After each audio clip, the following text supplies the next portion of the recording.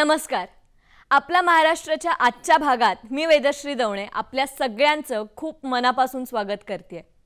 आपल्या महाराष्ट्रात घडणाऱ्या सांस्कृतिक घडामोडींचा आढावा आपण आपल्या या कार्यक्रमातून घेत असतो आणि ह्या वेळेस सुद्धा आपल्या महाराष्ट्रात घडणाऱ्या सांस्कृतिक वेगवेगळ्या इंटरेस्टिंग घडामोडींचा आढावा मी आपल्यासाठी घेऊन आले. मंडळी, आपल्या महाराष्ट्र राज्याच्या शेजारचं राज्य म्हणजे गोवा आणि ह्याच गोवा राज्याचा स्थापना दिवस पहिल्यांदाच महाराष्ट्राच्या राजभवनात साजरा करण्यात आलाय. बघूयात याच काही सांस्कृतिक सोहळ्याची क्षणचित्र.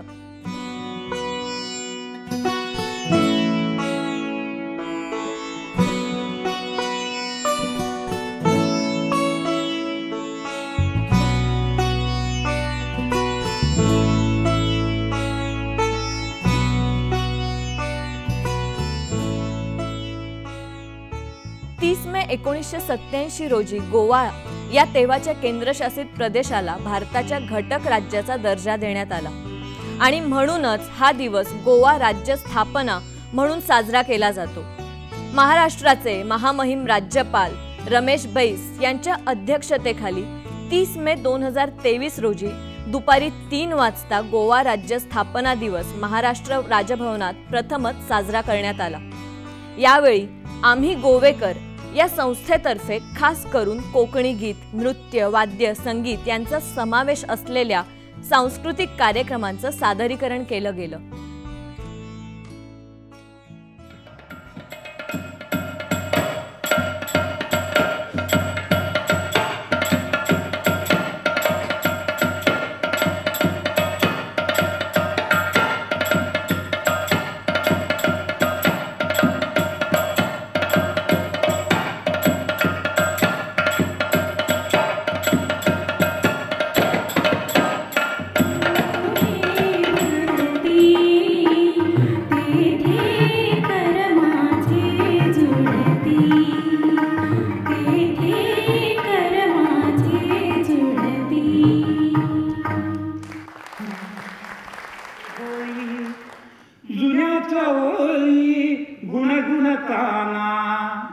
जमतील सोन किशोरी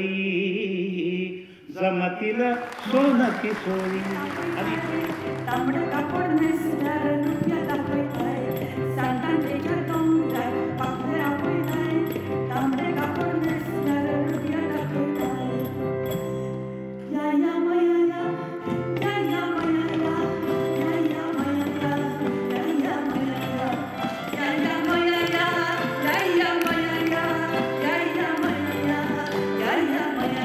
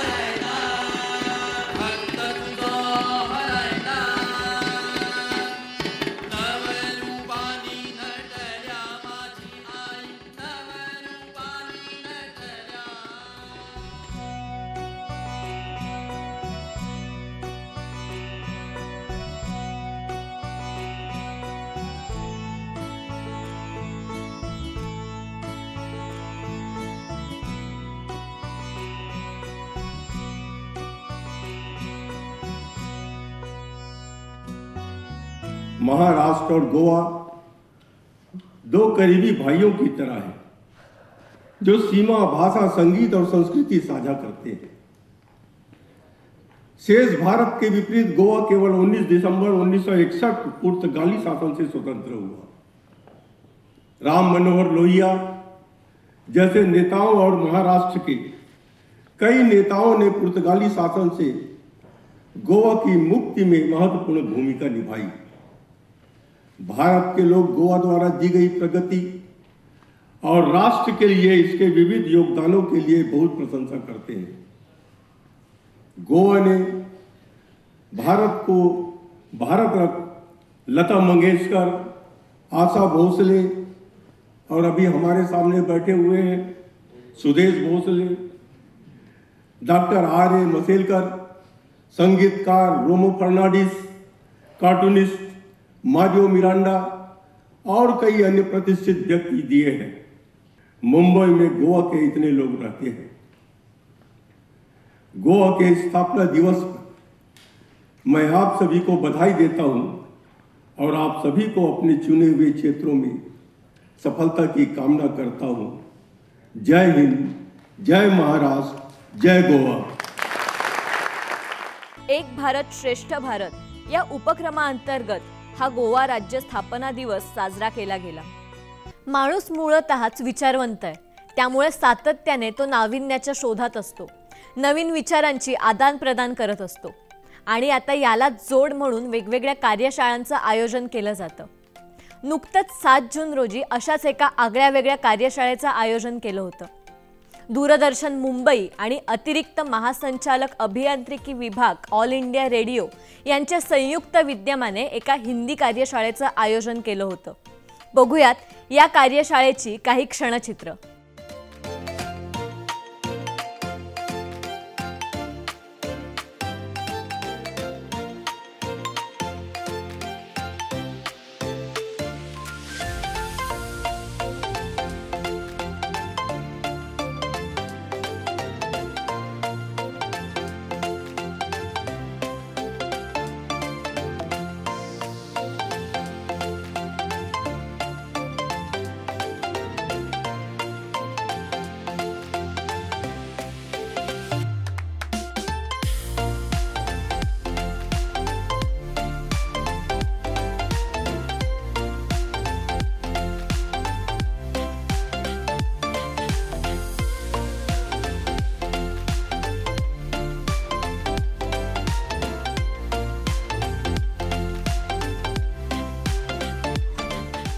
मुझे यहाँ व्याख्यान देकर बहुत आनंद आया। पूरा हॉल भरा हुआ था। इतने सारे प्रतिभागी पहली बार मैं देख रहा हूँ हिंदी कार्यशाला में, और सब ज्ञानी और ध्यानी लोग थे। सब ने मेरे सवालों के बहुत अच्छी तरह से जवाब दिए और अच्छे खासे प्रशिक्षित लोग हैं। उनको मैंने क्या सिखाया, मैंने उनसे काफ़ी कुछ सीखा। हिंदी कार्यशालाएं आयोजित करने का उद्देश्य ये है कि हमारे सरकारी कार्यालयों में हिंदी में कामकाज हो, सरकार की जो नीतियां हैं हिंदी को प्रमोट करने की, उन्हें ठीक ढंग से कार्यान्वित किया जाए और हमारे जो कर्मचारी और अधिकारी हैं वो हिंदी में काम करें, अपना कार्यालयीन कामकाज हिंदी में करें। यहाँ का अनुभव ज़्यादा अच्छा रहा इसलिए कि मैंने देखा कि लोग जिस तरह से कम्युनिकेट कर रहे थे, अपनी बातें मुझे समझा रहे थे, उससे मुझे लगा कि यहाँ पर हिंदी में कामकाज काफ़ी हो रहा है और उनका जो पारिभाषिक शब्दों का ज्ञान है वो भी मुझे बहुत अच्छा लगा। वेळ झाली आहे छोट्याशा विश्रांतीची। कुठेही जाऊ नका, बघत रहा आपला महाराष्ट्र।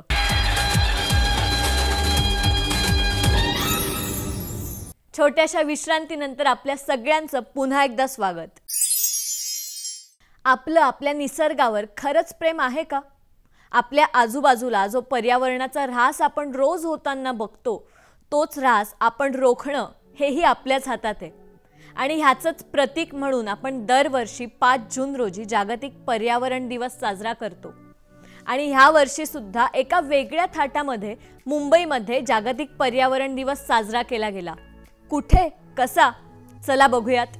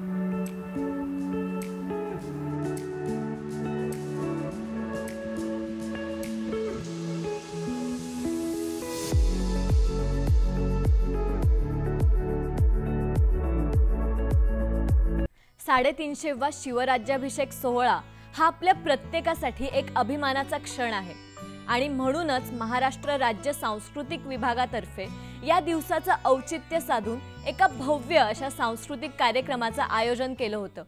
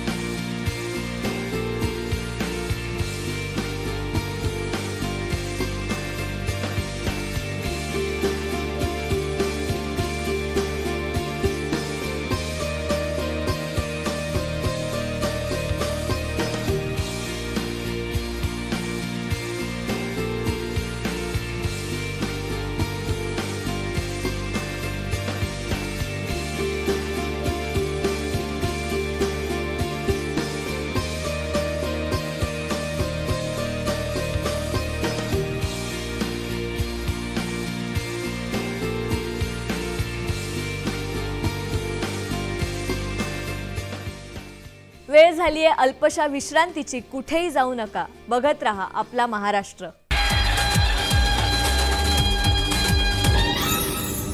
पुन्हा एकदा आपला महाराष्ट्र या कार्यक्रमात आपल्या सगळ्यांचं मनापासून स्वागत। 350व्या शिवराज्याभिषेक सोहळ्यानिमित्ताने महाराष्ट्रामध्ये वेगवेगळ्या ठिकाणी सांस्कृतिक कार्यक्रम पार पडले आणि यातला एक महत्त्वाचा कार्यक्रम पार पडला तो म्हणजे महाराष्ट्राच्या राजभवनामध्ये। भारतीय टपाल विभागाने छत्रपती शिवाजी महाराजांवर काढलेल्या टपाल तिकिटाचं महामहिम राज्यपाल रमेश बैस यांच्या हस्ते प्रकाशन करण्यात आलं।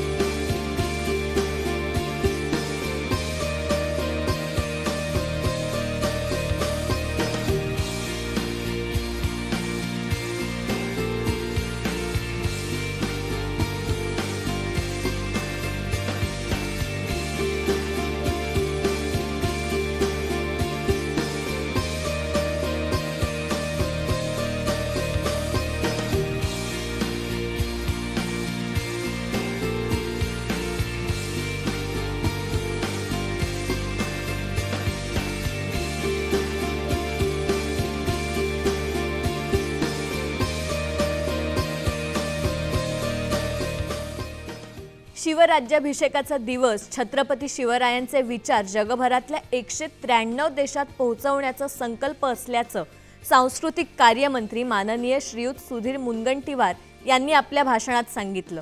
1108 मंगल कलश घेऊन आपण तिथे गेलो।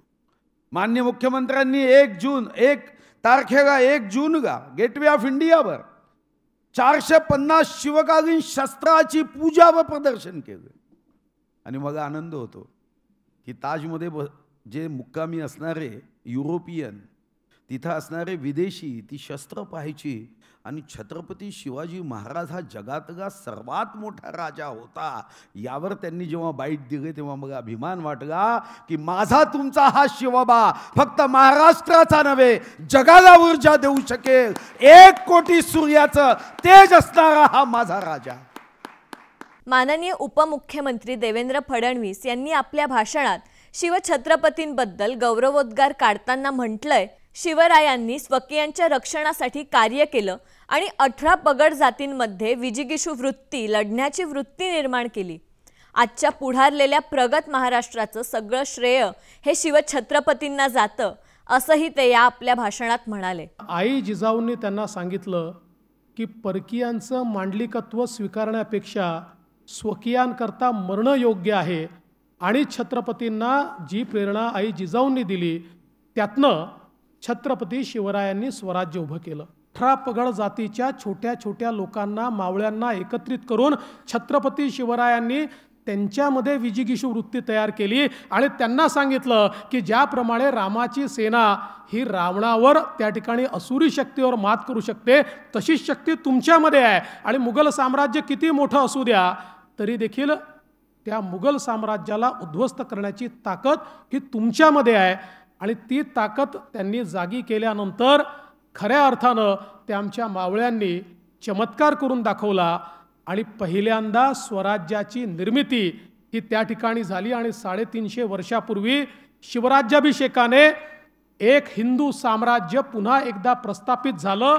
तर माननीय मुख्यमंत्री एकनाथ शिंदे यांनी त्यांच्या भाषणात गडकिल्ल्यांच्या संवर्धनाला प्राधान्यक्रम दिलाय. नागरिकांची कामं सुलभतेने आणि त्वरित व्हावी यासाठी शासन आपल्या दारी हा उपक्रम राज्य शासनाने नागरिकांसाठी आणल्याची माहिती आपल्या भाषणात मुख्यमंत्र्यांनी दिली. आपण सगळे भाग्यवान आहोत की 350व्या राज्याभिषेक सोहळ्याला आपल्याला रायगडावर उपस्थित राहण्याचं भाग्य मिळालं. हे सगळ्यांच्या आयुष्यामध्ये या भाग्याचा क्षण कमी येतो, परंतु आपण सगळे भाग्यवान आहोत. त्याचे साक्षीदार होण्याचा मान, संधी, डोळ्याचं पारणं फेडणारा राज्याभिषेक सोहळा त्या दिवशी झाला. हा वसा आणि हा आदर्श मगाशी मी म्हटल्याप्रमाणे शिवछत्रपतींच्या आदर्शावर आपण वाटचाल करतोय. आणि म्हणून रयतेच्या भाजीच्या देठालाही हात लावता कामा नये, हात लागता कामा नये याची काळजी घेणारा आदर्श राजा म्हणून छत्रपती शिवाजी महाराजांची प्रेरणा, ऊर्जा आपल्याला नेहमी मिळत राहील. या सोहळ्यातील आपल्या भाषणात महामहिम राज्यपाल रमेश बैस यांनी छत्रपती शिवाजी महाराजांच्या अलौकिक राज्यकारभाराविषयी विस्तृत संभाषण केलं. हम भाग्यशाली है कि छत्रपति शिवाजी महाराज के राज्याभिषेक के साक्षी बन रहे हैं और 350 वर्ष पूरे हुए महाराज के राज्यारोहण की यादों को ताज़ा कर रहे हैं. छत्रपति शिवाजी महाराज के बारे में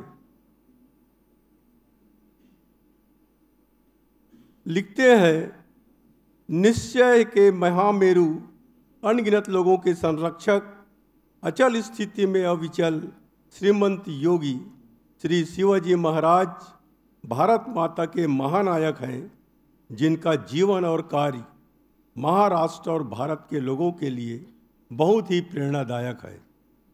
शिवाजी महाराज एक दयालु राजा, एक दूरदर्शी नेता, एक फील्ड मार्शल, एक युद्ध रणनीतिकार और लोगों के अपने राजा थे.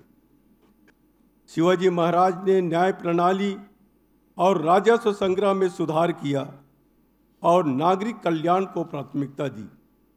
दुर्भाग्यवश शिवाजी महाराज अपने राज्याभिषेक के बाद केवल 6 वर्ष तक जीवित रहे. अगर शिवाजी महाराज 20 साल और जीवित रहते तो निश्चित ही भारत का इतिहास पूरी तरह से अलग होता.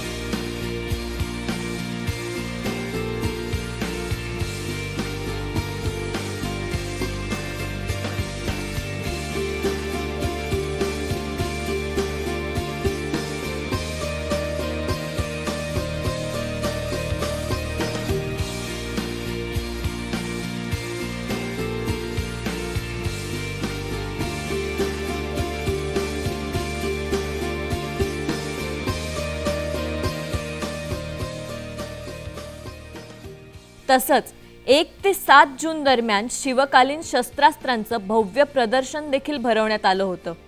एकंदरीतच 350व्या शिवराज्याभिषेक सोहळ्याच्या निमित्ताने रसिक प्रेक्षकांना एका अविस्मरणीय अशा कलाविष्काराचा अनुभव घेता आला.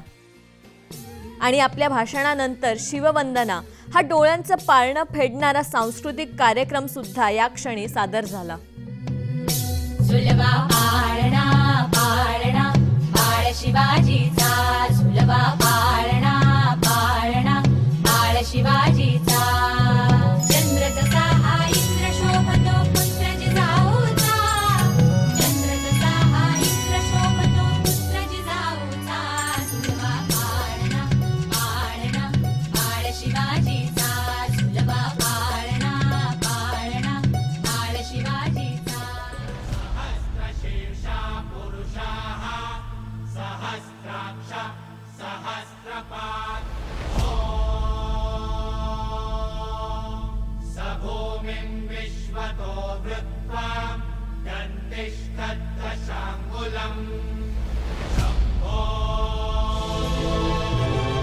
अनादि अनंत काळापासून चटाक बोलून बसलेल्या शंभू महादेवाचा या रायरेश्वराचा हुंकार ऐका. तो म्हणतोय या देशी राज्य व्हावे. ऐका बहादराहो ऐका, देवांचा देव महादेव तो आपल्या सोबत आहे, आपल्या संगत आहे, आपल्या पाठीशी आहे. तो आपल्या रोमारोमात आहे, आपल्या श्वासात आहे, आपल्या उसळत्या रक्तात आहे. म्हणून याच्या साक्षीने आम्ही शिवाजी राजे शहाजी राजे भोसले शपथ घेतो आहोत की या देशी आम्ही स्वराज्य निर्माण करू. या देशी राज्य व्हावी तो श्रींची इच्छा. बोला हर हर हर हर हर हर.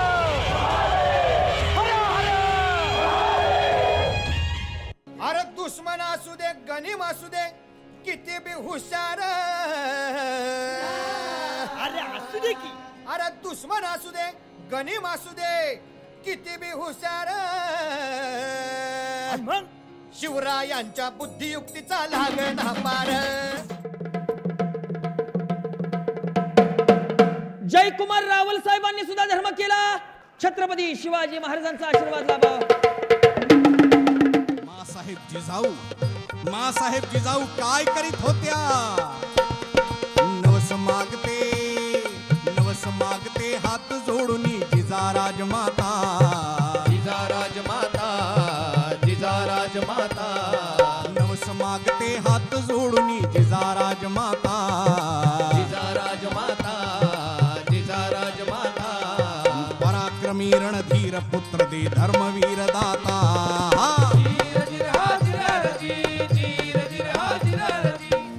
गाडी घुंगराची आली थोरल्या बायाची, गाडी घुंगराची आली थोरल्या बायाची.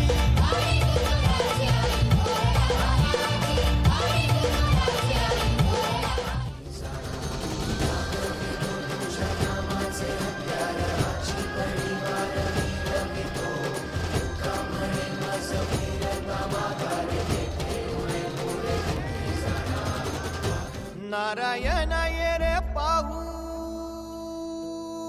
पाहू विचारून,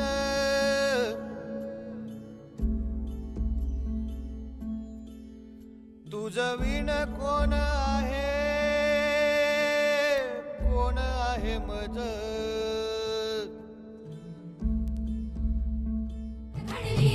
बादशाही पडे पायाशी जी जी छटाडावर